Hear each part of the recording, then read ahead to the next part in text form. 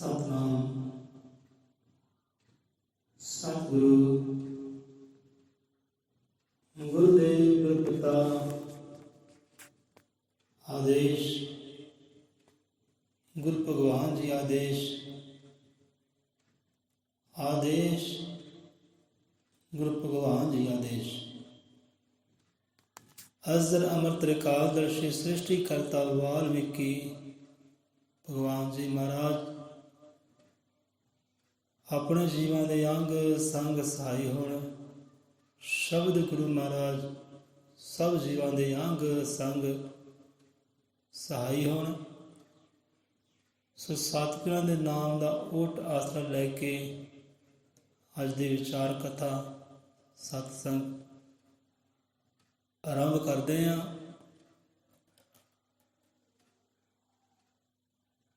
बोले 100 रुपए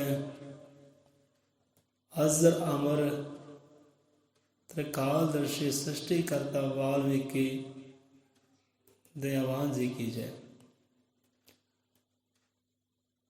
शब्द रूप विच वो साडा सतगुरु है। ਉਹ ਤੋਂ ਭਾਵ ਉਹ ਪਰਮਾਤਮਾ। ਸ਼ਬਦ ਰੂਪ ਵਿੱਚ ਉਹ ਸਾਡਾ ਸਤਿਗੁਰੂ ਹੈ। ਪ੍ਰਕਾਸ਼ ਰੂਪ ਵਿੱਚ ਉਹ ਪਰਮਾਤਮਾ ਹੈ। ਜੋਤ ਰੂਪ ਵਿੱਚ ਉਹ ਪਰਮਾਤਮਾ ਹੈ। ਸੋ ਪਿਛਲੇ ਵਿਚਾਰਾਂ ਵਿੱਚ ਆਤਮਾ ਅਤੇ ਪਰਮਾਤਮਾ ਦੇ ਵਿਚਾਰ ਹੋਏ। ਉਦਾਹਰਨਾਂ ਦੇ ਰਾਹੀਂ विचार साझे हुए कि आत्मा ही परमात्मा है। आत्मा ही परमात्मा है। सो अज विचार वही है। एक बार फिर विचार कर लेंदे हैं। घाटा कोई नहीं है, नुकसान कोई नहीं है। सो आत्मा परमात्मा का अंश है। आत्मा परमात्मा का अंग है।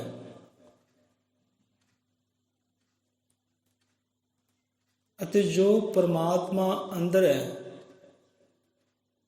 वो आत्मा अंदर भी है। जो परमात्मा अंदर है वो आत्मा अंदर भी है। आत्मा परमात्मा की अंश है। तो अंश विच कोई फर्क नहीं। परम पिता परमात्मा जोग सिद्धि बाणी अंदर समझाउणा करते हैं कि कुल खंड ब्रह्मंड का ये आत्मा बीज है। आत्मा बीज है ते इस बीज के अंदर परमात्मा रूपी रुख छिपया होया है, विराजमान है। अपना विचार है कि जो आत्म परमात्मा अंदर है वो आत्मा अंदर भी है। वो किस तरह?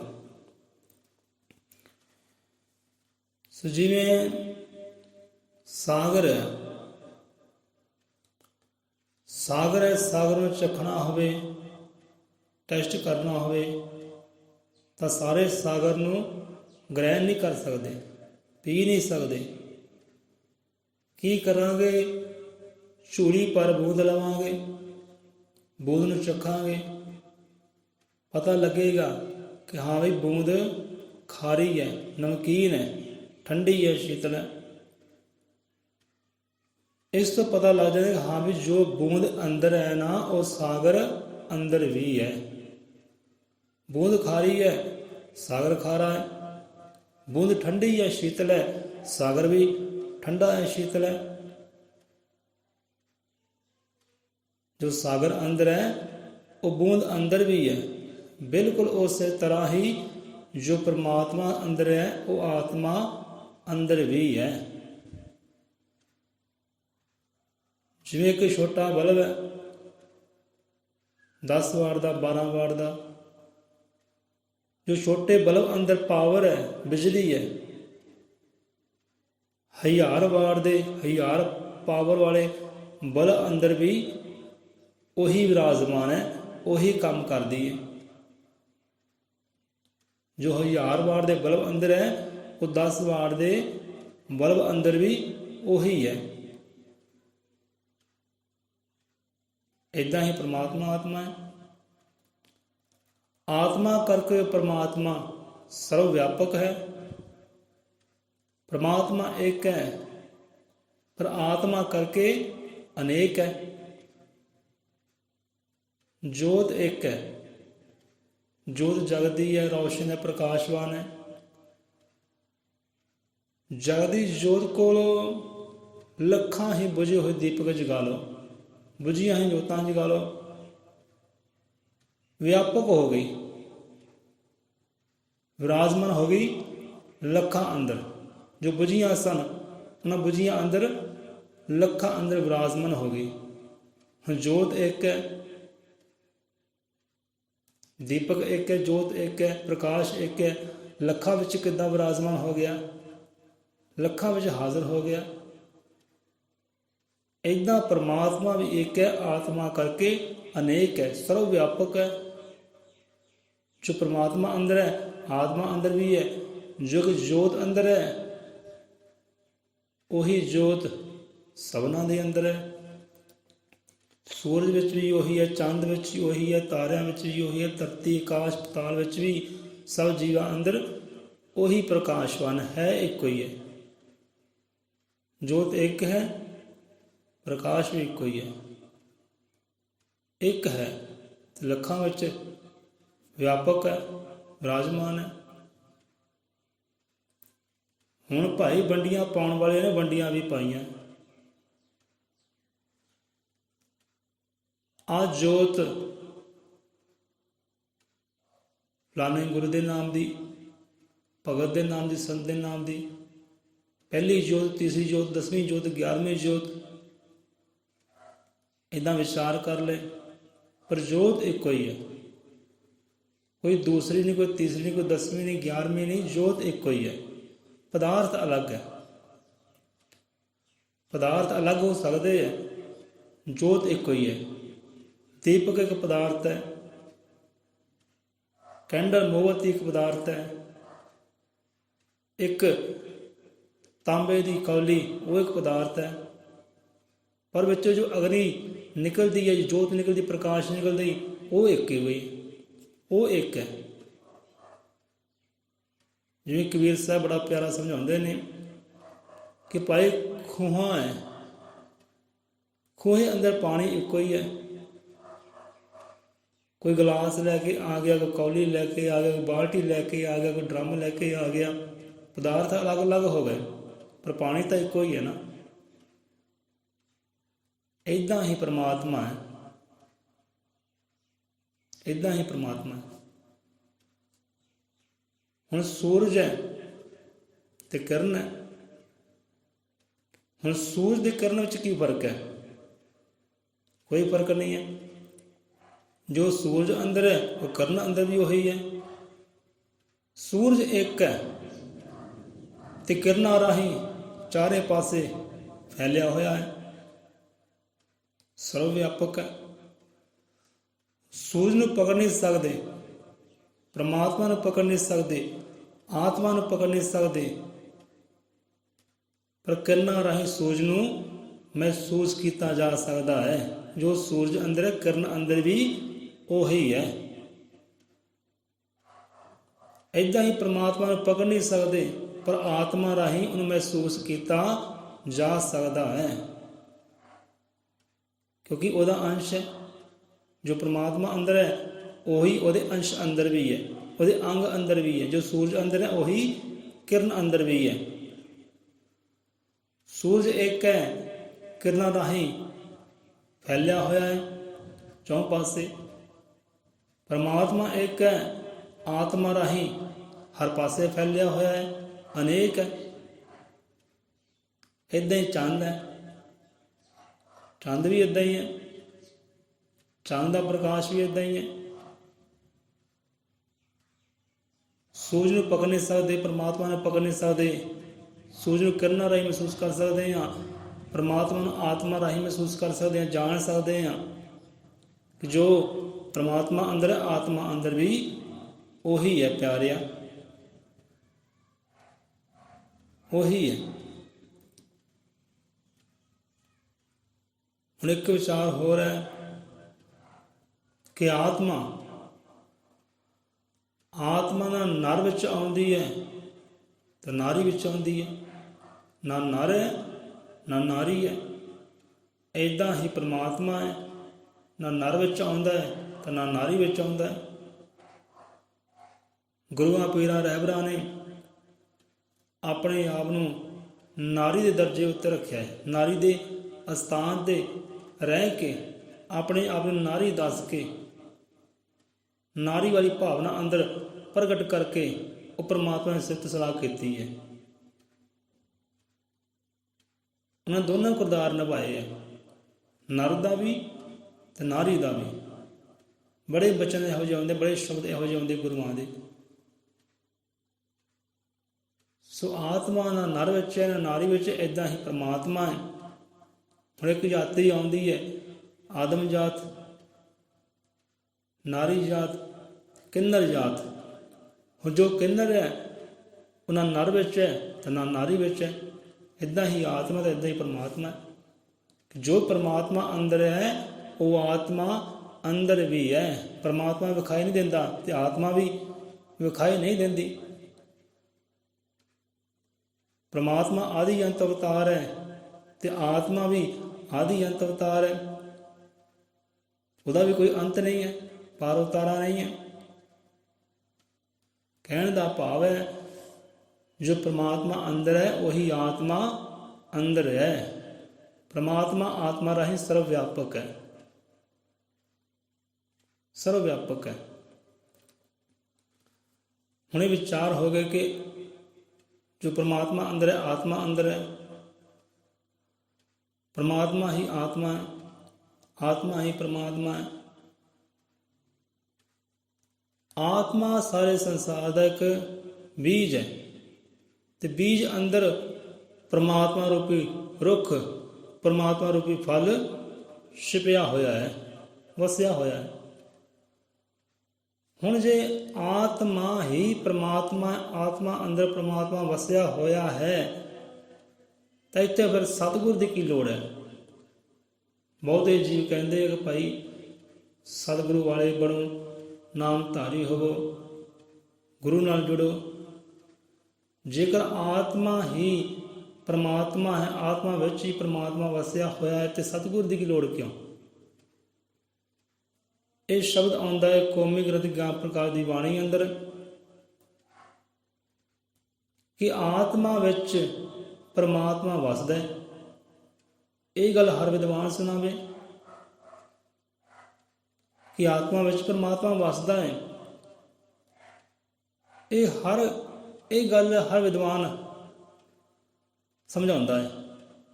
ਜੋ ਗਿਆਨੀ ਹੈ ਉਹ ਸਮਝਾਉਂਦਾ ਹੈ, ਜੋ ਵਿਦਿਆ ਦਾ ਧਨੀ ਹੈ ਉਹ ਸਭਨਾਂ ਜੀਵਾਂ ਨੂੰ ਸਮਝਾਉਂਦਾ ਕਿ ਆਤਮਾ ਵਿੱਚ ਹੀ ਪਰਮਾਤਮਾ ਹੈ। ਦੌੜਨ ਭੱਜਣ ਦੀ ਕੋਈ ਲੋੜ ਨਹੀਂ, ਸਤਿਗੁਰ ਦੀ ਕੋਈ ਲੋੜ ਨਹੀਂ ਹੈ। ਵਿਦਵਾਨ ਕਹਿੰਦਾ ਹੈ। ਹੁਣ ਦੇਖੋ, ਜਿਵੇਂ ਆਪਾਂ ਪਹਿਲਾਂ ਪਾਵਰ ਦਾ ਜ਼ਿਕਰ ਕੀਤਾ ਹੈ, ਪਾਵਰ ਦਾ ਜ਼ਿਕਰ ਕੀਤਾ ਹੈ, ਬਿਜਲੀ ਦਾ ਜ਼ਿਕਰ ਕੀਤਾ ਹੈ ਕਿ ਬਿਜਲੀ ਛੋਟੇ ਬਲਬ ਵਿੱਚ ਹੀ ਹੈ, ਵੱਡੇ ਬਲਬ ਵਿੱਚ ਵੀ ਉਹੀ ਹੈ। ਹੁਣ ਪਾਵਰ ਹਾਊਸ ਬਿਜਲੀ ਘਰ ਕਿਤੇ ਹੈ ਤੇ ਲੋਕਾਂ ਦੇ ਘਰ ਕਿਤੇ ਹੈ, ਕੋਠੀਆਂ ਮਹਿਲ ਕਿਤੇ ਹੈ। ਹੁਣ ਜੋ ਪਾਵਰ ਹੈ, ਬਿਜਲੀ ਹੈ, ਉਹਦੀਆਂ ਤਾਰਾਂ, ਘਰਾਂ ਦੀਆਂ ਤਾਰਾਂ, ਬਿਜਲੀ ਦੀਆਂ ਤਾਰਾਂ ਉਹ ਡਾਇਰੈਕਟ ਪਾਵਰ ਹਾਊਸ ਦੇ ਨਾਲ ਕਨੈਕਟ ਨਹੀਂ ਹੈ, ਜੁੜੀਆਂ ਨਹੀਂ ਹੈ। ਪਾਵਰ ਹਾਊਸ ਤੋਂ ਬਿਜਲੀ ਸਿੱਧੀ ਘਰਾਂ ਵਿੱਚ ਨਹੀਂ ਆਉਂਦੀ, ਡਾਇਰੈਕਟ ਨਹੀਂ ਆਉਂਦੀ। ਉਹਦੇ ਵਾਸਤੇ ਕੀ ਰੱਖਿਆ ਹੋਇਆ ਹੈ? ਉਹਦੇ ਵਾਸਤੇ ਰੱਖਿਆ ਹੋਇਆ ਹੈ ਮੀਟਰ। ਪਹਿਲਾਂ ਪਾਵਰ ਮੀਟਰ 'ਚ ਆਉਂਦੀ ਹੈ, ਮੀਟਰ ਤੋਂ ਫਿਰ ਗਾਂ ਘਰ ਦੇ ਅੰਦਰ ਜਾਂਦੀ ਹੈ, ਡਾਇਰੈਕਟ ਨਹੀਂ ਹੈ। ਵੇਖੋ, ਮਹਿਸੂਸ ਕਰੋ, ਡਾਇਰੈਕਟ ਨਹੀਂ ਹੈ। ਪਾਵਰ ਹਾਊਸ ਕਿਤੇ ਹੈ, ਬਿਜਲੀ ਘਰ ਕਿਤੇ ਹੈ, ਬਿਜਲੀ ਬਣਦੀ ਕਿਤੇ ਹੈ, ਡਾਇਰੈਕਟ ਤਾਰਾਂ ਨਹੀਂ ਆਉਂਦੀਆਂ।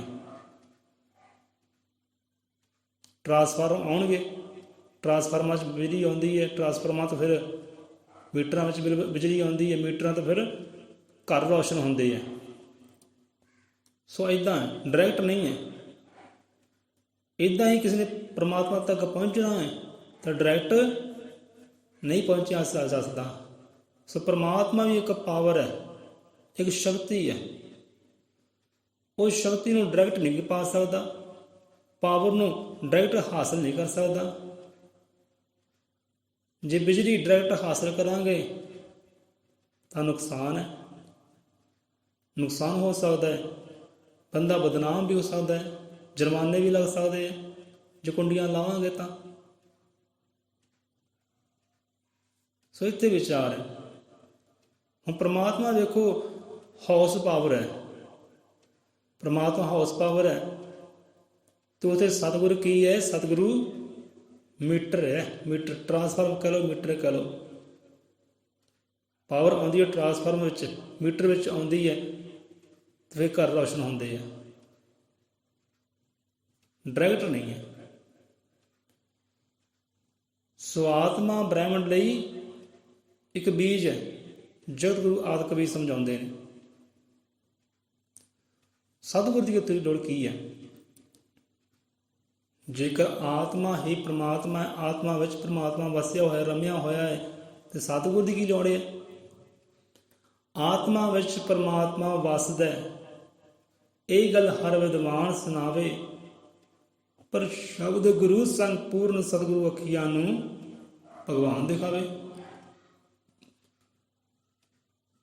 ਪਰ ਸ਼ਬਦ ਗੁਰੂ ਸੰਗ ਪੂਰਨ ਸਤਿਗੁਰੂ ਅੱਖੀਆਂ ਨੂੰ ਭਗਵਾਨ ਦਿਖਾਵੇ। ਪੂਰਨ ਸਤਿਗੁਰੂ ਜੋ ਆਪ ਉਸ ਪਰਮਾਤਮਾ ਦਾ ਅੰਗ ਹੀ ਹੈ, ਰੂਪ ਹੀ ਹੈ। ਆਤਮਾ ਵਿੱਚ ਪਰਮਾਤਮਾ ਵਸਦਾ ਹੈ। ਜੋ ਮੰਨ ਲੈਂਦੇ ਆਤਮਾ ਵਿੱਚ ਪਰਮਾਤਮਾ ਵਸਦਾ ਹੈ। ਆਤਮਾ ਬੀਜ ਦੀ ਤਰ੍ਹਾਂ ਹੈ। ਹੁਣ ਜਿੰਨਾ ਚਿਰ ਬੀਜ ਹੈ, ਕੋਈ ਮਹਿੰਗਾ ਬੀਜ ਲੈ ਲੈ, ਜਿੰਨਾ ਮਰਜ਼ੀ ਮਹਿੰਗਾ ਬੀਜ ਲੈ ਲਵੇ, ਚਾਹੇ ਫਸਲ ਦਾ ਹੋ ਜਾਏ, ਚਾਹੇ ਪੇੜ ਪੌਦੇ ਰੁੱਖ ਦਾ ਹੋ ਜਾਏ, ਫੁੱਲਾਂ ਦਾ ਬੀਜ ਹੋ ਜਾਏ, ਸਟੋਰ ਕਰ ਲਿਆ, ਮਹਿੰਗਾ ਬੀਜ ਲੈ ਲਿਆ, ਫਲਾਂ ਦਾ, ਫੁੱਲਾਂ ਦਾ, ਫਸਲਾਂ ਦਾ ਮਹਿੰਗਾ ਬੀਜ ਲੈ ਲਿਆ ਤੇ ਘਰ ਦੇ ਅੰਦਰ ਕਰ ਲਿਆ ਸਟੋਰ, ਸਾਂਭ ਲਿਆ। ਹੁਣ ਸਾਂਭਿਆ ਹੋਇਆ ਬੀਜ ਉਹ ਰੁੱਖ ਕਿੱਦਾਂ ਬਣੇਗਾ? ਘਰ ਦੇ ਅੰਦਰ ਪਿਆ ਹੈ, ਰੁੱਖ ਕਿੱਦਾਂ ਬਣ ਸਕਦਾ ਹੈ? ਰੁੱਖ ਬਣ ਹੀ ਨਹੀਂ ਸਕਦਾ। ਬੋਰੀਆਂ ਭਰ ਕੇ ਬੀਜ ਸਾਂਭਿਆ ਜਾਵੇ, ਰੁੱਖ ਨਹੀਂ ਬਣੇਗਾ। ਗਲ ਸਕਦਾ ਹੈ, ਸੜ ਸਕਦਾ ਹੈ, ਫਨਾਹ ਹੋ ਸਕਦਾ ਹੈ, ਪਰ ਕੁਝ ਪੈਦਾਇਸ਼ ਨਹੀਂ ਹੋ ਸਕਦੀ, ਉਸ ਤੋਂ ਬੂਟਾ ਨਹੀਂ ਨਿਕਲ ਸਕਦਾ। ਕੋਈ ਅੰਬ, ਅਨਾਰ, ਸੇਬ, ਗੇਹੂੰ ਦੀ ਫਸਲ, ਚਾਵਲ ਦੀ ਫਸਲ ਉਤੋਂ ਪੈਦਾ ਨਹੀਂ ਹੋ ਸਕਦੀ। ਕਿਉਂ ਨਹੀਂ ਪੈਦਾ ਹੋ ਸਕਦੀ?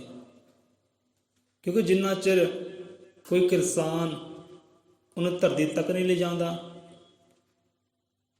ਕਿਸਾਨ ਆਵੇਗਾ, ਜੀਵ ਆਏਗਾ, ਬੀਜ ਨੂੰ ਚੱਕੇਗਾ, ਧਰਤੀ ਤੱਕ ਲੈ ਕੇ ਜਾਵੇਗਾ, ਧਰਤੀ ਨੂੰ ਖੁਦਾਈ ਕਰੇਗਾ, ਪਾਣੀ ਦੇਵੇਗਾ, ਦੇਖ ਰੇਖ ਸੰਭਾਲ ਕਰੇਗਾ, ਬੀਜ ਪਾਵੇਗਾ ਧਰਤੀ ਦੀ ਹਿੱਕ ਅੰਦਰ, ਫਿਰ ਦੇਖ ਰੇਖ ਸੰਭਾਲ ਕਰੇਗਾ, ਠੰਡੇ ਗਰਮ ਮੌਸਮ ਤੋਂ ਬਚਾਵੇਗਾ, ਦੇਖਭਾਲ ਕਰੇਗਾ ਧੀਆਂ ਪੁੱਤਰਾਂ ਦੇ ਵਾਂਗ, ਤੇ ਫਿਰ ਜਾ ਕੇ ਸਮਾਂ ਆਉਂਦਾ ਹੈ ਉਸੇ ਬੀਜ ਵਿੱਚੋਂ ਫਸਲ ਪੈਦਾ ਹੁੰਦੀ ਹੈ, ਰੁੱਖ ਪੈਦਾ ਹੁੰਦਾ ਹੈ, ਉਹਨੂੰ ਫਿਰ ਲੱਗਦੇ ਆ ਮੇਵੇ, ਉਹਨੂੰ ਲੱਗਦੇ ਮੇਵੇ। ਹੁਣ ਖਾਲੀ ਧਰਤੀ ਹੋਵੇ, ਬੇਸ਼ੁਮਾਰ ਧਰਤੀ ਹੋਵੇ, ਤੇ ਇਕੱਲੀ ਧਰਤੀ ਕੀ ਕਰ ਲਏਗੀ? ਇਕੱਲੀ ਧਰਤੀ ਫਸਲ ਉਹ ਨਹੀਂ ਉਗਾ ਸਕਦੀ। ਘਾਹ ਫੂਸ ਜ਼ਰੂਰ ਪੈਦਾ ਹੋ ਜਾਏਗਾ, ਪਰ ਫਸਲਾਂ, ਫੁੱਲਾਂ ਵਾਲੀ ਮਹਿਕ, ਉਹ ਫਲ ਫਰੂਟ ਧਰਤੀ ਪੈਦਾ ਨਹੀਂ ਕਰ ਸਕਦੀ। ਜਿੰਨਾ ਚਿਰ ਧਰਤੀ ਨੂੰ ਮਾਲਕ ਨਹੀਂ ਮਿਲਦਾ, ਮਾਲੀ ਨਹੀਂ ਮਿਲਦਾ, ਕਿਸਾਨ ਨਹੀਂ ਮਿਲਦਾ ਅਤੇ ਬੀਜ ਨਹੀਂ ਮਿਲਦਾ। ਹੁਣ ਆਤਮਾ ਬੀਜ ਹੈ, ਕਿਸਾਨ ਬੀਜ ਲੈ ਕੇ ਜਾਂਦਾ ਹੈ, ਧਰਤੀ ਤੱਕ ਪਹੁੰਚਾਉਂਦਾ ਹੈ, ਫਿਰ ਹੁੰਦੀਆਂ ਫਸਲਾਂ, ਫਿਰ ਪ੍ਰਗਟ ਹੁੰਦਾ ਹੈ ਉੱਚੋਂ ਰੁੱਖ, ਫਿਰ ਪ੍ਰਗਟ ਹੁੰਦਾ ਹੈ ਪਰਮਾਤਮਾ ਰੂਪੀ ਬੂਟਾ, ਫਸਲ। ਸੋ ਇੱਦਾਂ ਹੀ ਹੈ, ਉਧਰ ਕਿਸਾਨ ਹੈ, ਉਧਰ ਮਾਲੀ ਹੈ, ਤੇ ਇੱਧਰ ਸਤਿਗੁਰ ਹੈ।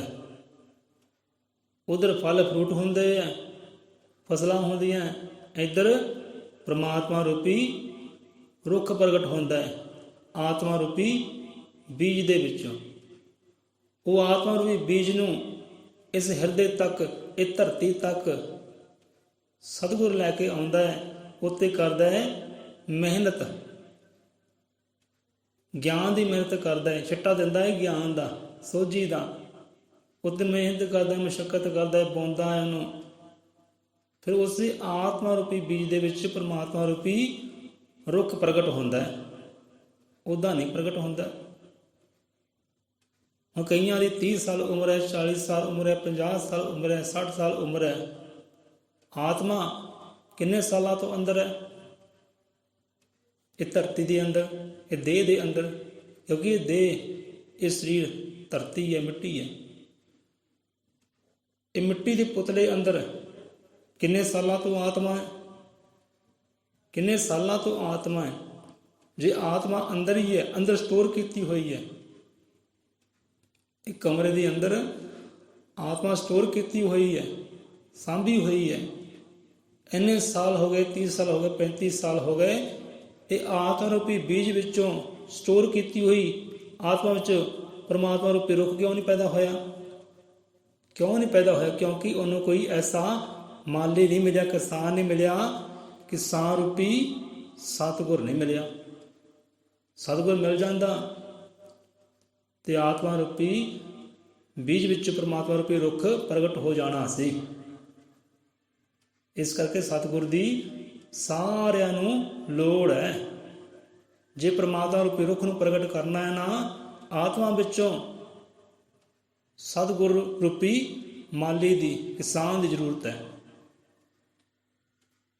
ਨਹੀਂ ਤਾਂ ਬੀਜ ਹੀ ਹੈ, ਰੁੱਖ ਕਦੇ ਬਣ ਹੀ ਨਹੀਂ ਸਕਦਾ ਜਿੰਨਾ ਚਿਰ ਧਰਤੀ ਤੱਕ ਨਹੀਂ ਪਹੁੰਚਦਾ, ਮਾਲੀ ਤੱਕ ਨਹੀਂ ਪਹੁੰਚਦਾ, ਕਿਸਾਨ ਤੱਕ ਨਹੀਂ ਪਹੁੰਚਦਾ, ਸਤਿਗੁਰ ਤੱਕ ਨਹੀਂ ਪਹੁੰਚਦਾ। ਉਹ ਬੀਜ ਹੀ ਰਹੇਗਾ, ਕਦੇ ਰੁੱਖ ਨਹੀਂ ਬਣ ਸਕਦਾ। ਬੀਜ ਅੰਦਰ ਰੁੱਖ ਹੈ, ਫਲ ਵੀ ਹੈ। ਹੁਣ ਜਿਹੜਾ ਬੀਜ ਧਰਤੀ ਅੰਦਰ ਸੀ, ਉਹ ਫਿਰ ਰੁੱਖ ਤੇ ਵੀ ਪ੍ਰਗਟ ਹੁੰਦਾ ਹੈ। ਬਸ ਉਹੀ ਪ੍ਰਮਾਤਮਾ ਹੈ। ਕਹਿਣ ਦਾ ਭਾਵ ਹੈ, ਜੋ ਪ੍ਰਮਾਤਮਾ ਅੰਦਰ ਹੈ, ਉਹ ਆਤਮਾ ਅੰਦਰ ਵੀ ਹੈ। ਆਤਮਾ ਵਿੱਚੋਂ ਪਰਮਾਤਮਾ ਨੂੰ ਪ੍ਰਗਟ ਕਰਨਾ ਹੈ, ਪਰ ਸਤਿਗੁਰ ਦੀ ਇੱਥੇ ਸਾਰਿਆਂ ਜੀਵਾਂ ਨੂੰ ਲੋੜ ਹੈ। ਉਹ ਮਾਲੀ ਦੀ, ਕਿਸਾਨ ਦੀ, ਸਾਰਿਆਂ ਨੂੰ ਲੋੜ ਹੈ। ਆਤਮਾ ਵਿੱਚ ਪਰਮਾਤਮਾ ਵਸਦਾ ਹੈ, ਇਹ ਗੱਲ ਹਰ ਵਿਦਵਾਨ ਸੁਣਾਵੇ। ਪਰ ਸ਼ਬਦ ਗੁਰੂ ਸੰਗ ਪੂਰਨ ਸਤਿਗੁਰੂ, ਅੱਖੀਆਂ ਨੂੰ ਭਗਵਾਨ ਦਿਖਾਵੇ। ਅੰਦਰਲੀਆਂ ਅੱਖੀਆਂ ਰਾਹੀਂ ਉਹ ਫਿਰ ਨਜ਼ਰ ਆਉਂਦਾ ਹੈ, ਸਤਿਗੁਰ ਦਿਖਾਉਂਦਾ ਹੈ। ਜਿਵੇਂ ਇੱਕ ਸ਼ਬਦ ਅੰਦਰ ਆਉਂਦਾ ਹੈ, ਕੌਮੀ ਗ੍ਰੰਥ ਗਿਆਨ ਪ੍ਰਕਾਸ਼ ਦੀ ਬਾਣੀ ਅੰਦਰ ਆਉਂਦਾ ਹੈ ਕਿ ਅਰਬਾਂ ਖਰਬਾਂ ਆਤਮਾ ਕੇਂਦਰ ਇੱਕ ਭਗਵਾਨ। ਕਿ ਅਰਬਾਂ ਖਰਬਾਂ ਆਤਮਾ ਹੈ, ਕੇਂਦਰ ਇੱਕੋ ਹੀ ਹੈ, ਮੰਜ਼ਿਲ ਇੱਕੋ ਹੀ ਹੈ, ਮੁਕਾਮ ਇੱਕੋ ਹੀ ਹੈ। ਜਿੱਥੋਂ ਸਾਰੀਆਂ ਪੈਦਾ ਹੋਈਆਂ ਹੈ, ਉਹ ਮਾਲਕ ਇੱਕੋ ਹੀ ਹੈ, ਪਰਮਾਤਮਾ ਇੱਕੋ ਹੀ ਹੈ। ਇਹ ਪਰਮਾਤਮਾ ਵਿੱਚੋਂ ਹੀ ਆਤਮਾ ਆਈ ਹੈ। ਅਰਬਾਂ ਖਰਬਾਂ ਹੀ ਹੈ, ਅਰਬਾਂ ਖਰਬਾਂ ਆਤਮਾ ਕੇਂਦਰ ਇੱਕ ਭਗਵਾਨ। ਉਹ ਭਗਵਾਨ ਤੋਂ ਸਾਰੀਆਂ ਆਤਮਾ ਉਤਪੰਨ ਹੋਈਆਂ। ਇਹ ਬੀਜ ਉੱਥੋਂ ਉਤਪੰਨ ਹੋਇਆ ਹੈ। ਮਿਲਿਆ ਬਿਨ ਭਗਵਾਨ ਦੇ ਹੁੰਦੇ ਨਹੀਂ ਕਲਿਆਣ। ਜਿੰਨਾ ਚਿਰ ਇਹ ਆਤਮਾ ਦਾ ਪਰਮਾਤਮਾ ਦਾ ਮੇਲ ਮਿਲਾਪ ਨਹੀਂ ਹੁੰਦਾ, ਕਲਿਆਣ ਹੀ ਹੈ ਨਹੀਂ ਜੀਵ ਦੀ। ਜਦੋਂ ਹੁੰਦਾ ਮੇਲ ਮਿਲਾਪ, ਫਿਰ ਆਉਂਦਾ ਹੈ ਆਨੰਦ। ਸਾਰੇ ਗੇੜੀ ਮੁੱਕ ਜਾਂਦੇ, 84 ਕੱਟੀ ਜਾਂਦੀ ਹੈ, ਫਾਂਸੀਆਂ ਕੱਟੀਆਂ ਜਾਂਦੀਆਂ, ਦੁੱਖ ਸੰਕਟ ਕੱਟੇ ਜਾਂਦੇ ਆ। ਤੇ ਮੇਲ ਮਿਲਾਪ ਕਰਾਉਣ ਵਾਲਾ ਕੌਣ ਹੈ? ਸ਼ਬਦ ਗੁਰੂ, ਸਤਿਗੁਰੂ। ਇਸ ਕਰਕੇ ਜ਼ਰੂਰਤ ਹੈ ਸਾਰਿਆਂ ਨੂੰ ਸਤਿਗੁਰ ਦੀ, ਸ਼ਬਦ ਗੁਰੂ ਦੀ। ਅਰਬਾਂ ਖਰਬਾਂ ਆਤਮਾ ਕੇਂਦਰ ਇੱਕ ਭਗਵਾਨ, ਮਿਲਿਆ ਬਿਨ ਭਗਵਾਨ ਦੇ ਹੁੰਦੇ ਨਹੀਂ ਕਲਿਆਣ। ਜੇ ਚਾਹੁੰਦੇ ਹੋ ਕਿ ਆਤਮਾ ਤੇ ਪਰਮਾਤਮਾ ਮੇਲ ਮਿਲਾਪ ਹੋ ਜਾਏ, ਆਤਮਾ ਵਿੱਚ ਪਰਮਾਤਮਾ ਰੂਪ ਰੁੱਖ ਪ੍ਰਗਟ ਹੋ ਜਾਏ, ਤਾਂ ਸਤਿਗੁਰੂ ਦੀ ਲੋੜ ਸਾਰਿਆਂ ਨੂੰ ਹੀ ਹੈ। ਇੱਥੇ ਸਤਿਗੁਰੂ ਗਿਆਨਨਾਥ ਮਹਾਰਾਜ ਆਪ ਸਮਝਾਉਂਦੇ ਹੈ ਕਿ ਅਰਬਾਂ ਖਰਬਾਂ ਆਤਮਾ ਕੇਂਦਰ ਇੱਕ ਭਗਵਾਨ, ਮਿਲਿਆ ਬਿਨ ਭਗਵਾਨ ਦੇ ਹੁੰਦੀ ਨਹੀਂ ਕਲਿਆਣ। ਅਸੀਂ ਵੀ ਉਸ ਗੁਰੂਦੇਵ ਦੀ ਕਰਦੇ ਫਿਰਦੇ ਭਾਲ। ਉਹ ਸਤਿਗੁਰ ਦੀ, ਉਹ ਗੁਰੂਦੇਵ ਦੀ ਭਾਲ ਕਰ ਰਹੇ ਆ ਭਾਈ। ਉਹ ਮੁਰਸ਼ਿਦ, ਉਹ ਨਬੀ, ਉਹ ਸਤਿਗੁਰੂ ਜਿਹੜਾ ਇਸ ਰੂਹ ਨੂੰ, ਆਤਮਾ ਨੂੰ ਪਰਮਾਤਮਾ ਨਾਲ ਮਿਲਾਉਣਾ ਕਰਦੇ। ਇਹ ਆਤਮਾ ਰੂਪੀ ਬੀਜ ਵਿੱਚੋਂ ਪਰਮਾਤਮਾ ਰੂਪੀ ਰੁੱਖ ਨੂੰ ਪ੍ਰਗਟ ਕਰਦੇ। ਉਹ ਗੁਰੂ ਦੀ ਭਾਲ ਕਰਦੇ ਹਾਂ ਅਸੀਂ ਵੀ ਉਸ ਗੁਰੂਦੇਵ ਦੀ ਕਰਦੇ ਫਿਰਦੇ ਭਾਲ। ਸ਼ਬਦ ਬਖਸ਼ ਕੇ ਜੋੜਦੇ ਜੋ ਪਰਮੇਸ਼ਵਰ ਨਾਲ, ਸ਼ਬਦ ਬਖਸ਼ ਕੇ ਜੋੜਦੇ ਜੋ ਪਰਮੇਸ਼ਵਰ ਨਾਲ। ਸ਼ਬਦ ਕੀ ਹੈ? ਉਹ ਗੁਰਮੰਤਰ ਹੈ। ਉਸੇ ਮੰਤਰ ਦੇ ਰਾਹੀਂ, ਜੁਗਤੀ ਰਾਹੀਂ, ਢੰਗ ਤਰੀਕੇ ਰਾਹੀਂ ਆਤਮਾ ਰੂਪੀ ਬੀਜ ਵਿੱਚ ਪਰਮਾਤਮਾ ਰੂਪੀ ਰੁੱਖ ਪ੍ਰਗਟ ਹੋ ਸਕਦਾ ਹੈ। ਕਰੇਗਾ ਕੌਣ? ਸਤਿਗੁਰੂ। ਉਹ ਗਿਆਨ ਦਿੰਦਾ ਹੈ, ਜੁਗਤੀ ਦਿੰਦਾ, ਢੰਗ ਦਿੰਦਾ ਹੈ। ਇੱਦਾਂ ਹੈ ਭਾਈ, ਇੱਦਾਂ ਕਰ ਸਕਦਾ। ਸੋ ਇਸ ਕਰਕੇ ਆਤਮਾ ਵਿੱਚ ਪਰਮਾਤਮਾ ਰੂਪੀ ਰੁੱਖ ਹੈ, ਪਰ ਪ੍ਰਗਟ ਕਰਨ ਵਾਸਤੇ ਸਤਿਗੁਰ ਰੂਪੀ ਮਾਲੀ ਦੀ, ਕਿਸਾਨ ਦੀ ਜ਼ਰੂਰਤ ਹੈ। ਕਿਸਾਨ ਰੂਪੀ, ਮਾਲੀ ਰੂਪੀ ਸਤਿਗੁਰ ਦੀ ਜ਼ਰੂਰਤ ਹੈ। ਅਰਬਾਂ ਖਰਬਾਂ ਆਤਮਾ ਕੇਂਦਰ ਇੱਕ ਭਗਵਾਨ, ਮਿਲਿਆ ਬਿਨ ਭਗਵਾਨ ਦੇ ਹੁੰਦੀ ਨਹੀਂ ਕਲਿਆਣ। ਅਸੀਂ ਵੀ ਉਸ ਗੁਰਦੇਵ ਦੀ ਕਰਦੇ ਫਿਰਦੇ ਭਾਲ। ਸ਼ਬਦ ਬਖਸ਼ ਕੇ ਜੋੜਦੇ ਜੋ ਪਰਮੇਸ਼ਵਰ ਨਾਲ। ਸੋ ਇੱਥੇ ਆਪਾਂ ਵਿਸ਼ਰਾਮ ਲੈਂਦੇ ਹਾਂ। ਜੋ ਪਰਮਾਤਮਾ ਵਿੱਚ ਹੈ, ਆਤਮਾ ਵਿੱਚ ਵੀ ਉਹੀ ਹੈ। ਆਤਮਾ ਉਹਦਾ ਅੰਸ਼ ਹੈ, ਆਤਮਾ ਉਹਦਾ ਅੰਗ ਹੈ। ਸਭ ਕੁਝ ਉਹਦੇ ਵਿੱਚ ਹੀ ਹੈ, ਉਹਦੇ ਵਿੱਚ ਛੁਪਿਆ ਹੋਇਆ ਹੈ, ਉਹਦੇ ਵਿੱਚ ਰਮਿਆ ਹੋਇਆ ਹੈ। ਪ੍ਰਗਟ ਸਤਿਗੁਰ ਦੀ ਜੁਗਤੀ ਕਰੇਗੀ, ਢੰਗ ਤਰੀਕਾ ਕਰੇਗਾ, ਗੁਰਮੰਤਰ ਕਰੇਗਾ। जो बोले 100 नृत्य अजर मत कालदर्शी, सृष्टि करता वाल्मीकि दयावान जी की जय।